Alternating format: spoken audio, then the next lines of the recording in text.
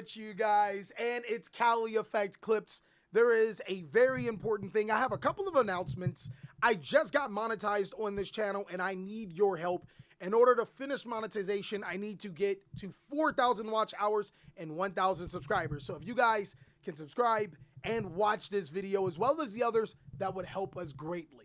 Another thing is that we will be selling these hoodies. That's right, the bling bling on thecalieffect.com. Go ahead and get your pink hoodie today. It is a Kickstarter, so we have a special goal, but for the first 25 people, it would only be $35. Let's go ahead and get it. But here we are, guys.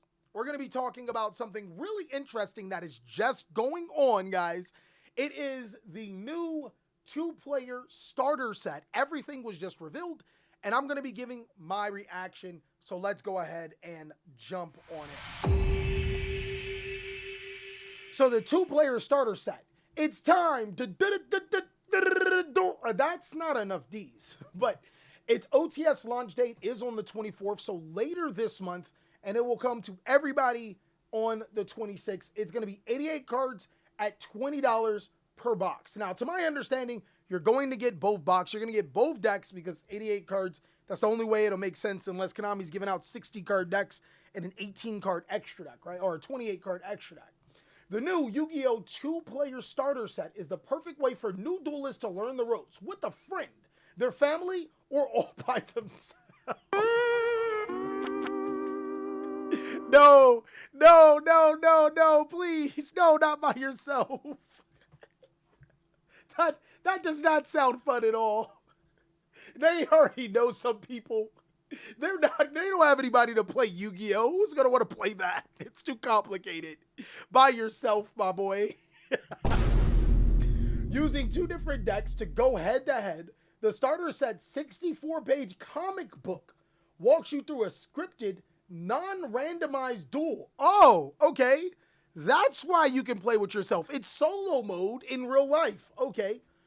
Duel to teach Yu-Gi-Oh! Basics from the beginning, from your first card draw through the summons and battles to the extra decks, synchro and exceed monsters.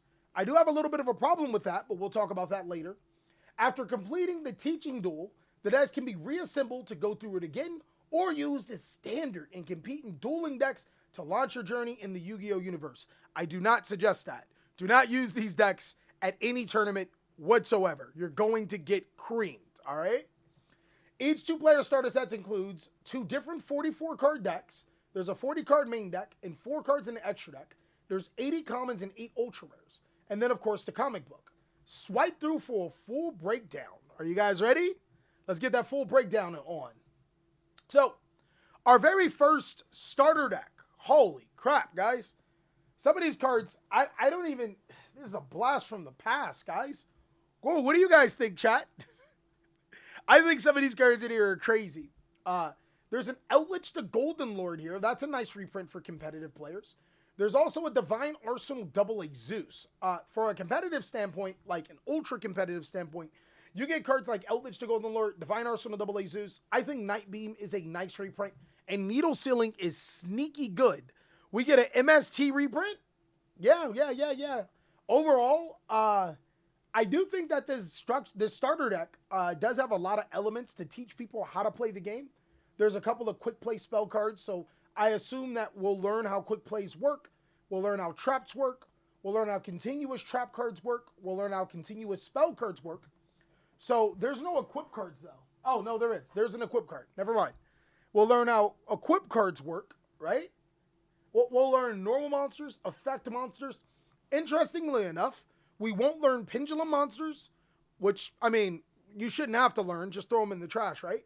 We won't learn link monsters. We won't learn ritual monsters or fusion monsters, which I find as a starter set, it's interesting that we don't have that, right? Pinned is ash, trashed him. We do get a Book of Moon reprint in here too. I think our ultra rares are only our extra deck monsters. I also think that Diagusto Emerald is a great reprint alongside of Castel. I think that those are amazing, right? But there are some flaws, and I think this starter deck does provide, right? So for the next one, okay, here's my other beef. They gave us Ojama Yellow, but not the other Ojamas.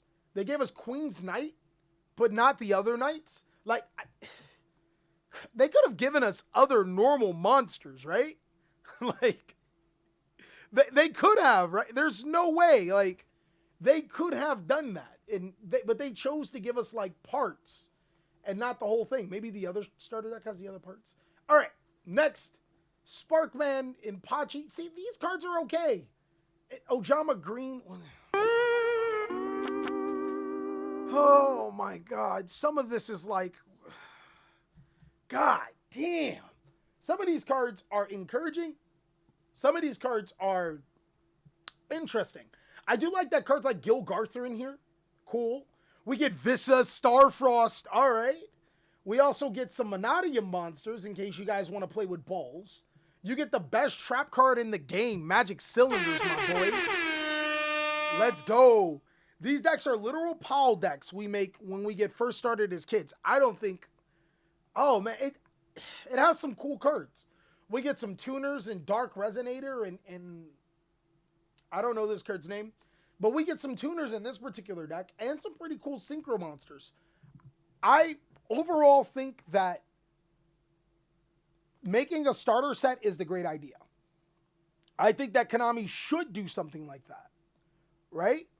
They 100% should do this, but I also think that Konami could have done this a better way.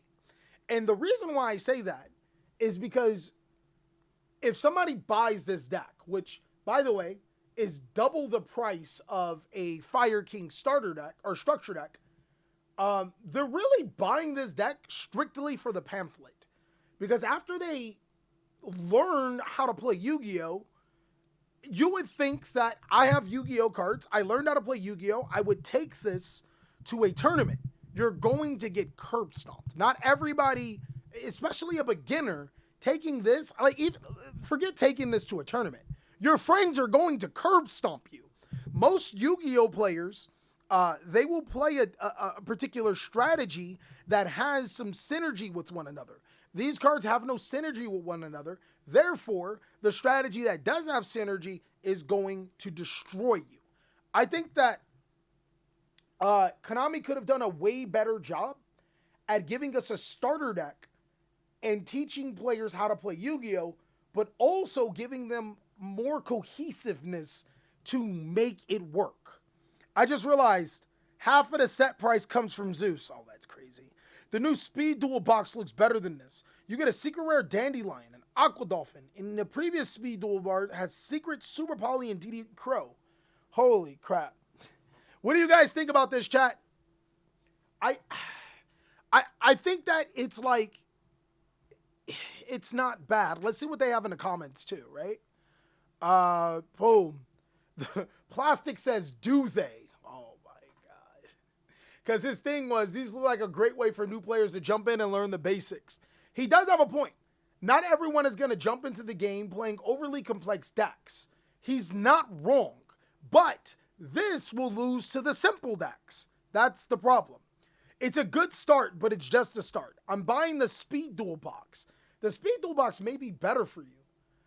I think one of the best ways to learn how to play Yu-Gi-Oh! And that does bring the question, will the actual comic 64 pages? Will it teach you how to play Yu-Gi-Oh! Legitimately? Can I give this to my 12-year-old child and be like, here, yo, boom, read this, and he'll know how to play Yu-Gi-Oh! Will he really? I doubt it. Why not do a branded deck with Fusion Synchro Extra Deck versus a Solomon Great deck with Exceed Link Extra Deck? That's what I'm talking about.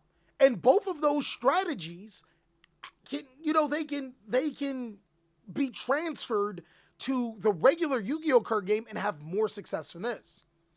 These look awful. Reminds me of the old structure decks they could at least put some more decent cards. Like, why is Outlich in there? I count like 6 good cards. From a competitive perspective, he's not wrong. One of the golden rules about how to teach anything, never take the obvious for granted. Almost all replies I've seen about this product shows how bad and awful the vast majority of players would be as teachers. Oh, dang, he kind of spitting. He kind of spitting. when you tack how to play a game, you never want to overload a new player with cards and complex text and effects, because you will only cause that new player to ask you a ton of questions. What's wrong with that? I mean, if you're teaching somebody and they ask a ton of questions, that shows that they're interested and they want answers, because you forgot to explain each game mechanic with simple examples. Just give them an easy archetypes to play. That's the problem by default. Play any archetype that requires you already know many concepts that a new player doesn't have. But that's the point. It would teach you those concepts, right? I'm not sure. And this is even worse by the fact that new archetypes are printed with overloaded card attacks just to be playable. I think he does have a point there. There's too many cards that do that. So I think Observer Polling, I don't know how to say his last name or his last thing. He does have points here. You don't want to overload a particular Yu-Gi-Oh player with so many complex effects. But at the same time, you want them to get their money's worth.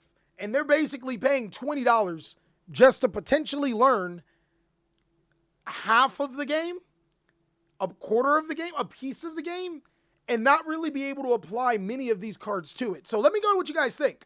I think that there's definitely two sides to the story. There's no such thing as a win-win situation, and he does pose an excellent point.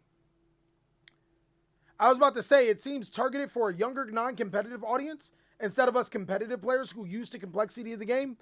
Okay, that's a good one. Buying the singles for DD Crow. I'm a huge sucker for structure deck starter decks. These seem like better entry points than this two-player set. Yeah, not gonna lie. The structure deck Fire King, it kind of does everything you wanted to do and is not a very complex strategy, to be honest. To be honest, it's a learning set. If this was 2010, it wouldn't have been $20. But for inflation, it's $20. Well, I don't know. You get two starter decks. So two starter, starter deck's $10. You get two. So $20. I'm not sure. I'll pass on this one. So if you guys were teaching a player, I think this is the most important part, and this will be the end of the video. If you guys were teaching a player, how would you go about, what would you pick to teach them to play Yu-Gi-Oh? Also, we also forgot, it does have, the player S has Magic Cylinder, Dark Hole, and Card Trooper. I'm going with, this one is infinitely better, chat. The Synchro one is crazy good. Look at the Synchro one. Scapegoats, DD Crow, Card Trooper, Magic Cylinders, Mage Power, Dark Hole. Look at the other one. Look at the other one. Cyber Dragon, Book of Moon, Mystical Space Typhoon. I don't know about you guys, but the Synchro one's way better. A million times better. Ritual or Fusion deck? Facts. All right. Yeah, so I think we don't have a lot of answers to that question I just asked, so I'll leave it to you guys. 3 Fire King structure decks? He's not wrong. That one's pretty much an XE deck though. Keep it simple. I think that as competitive Yu-Gi-Oh players or players that actually play into the game, we know a little bit more than what strategies would help. But yeah, I think this was a really good conversation. Let me know what you guys think down below in the comment section. Do you think that this is worth it? Or if you don't think it's worth it, what would you be doing to teach a new Yu-Gi-Oh player?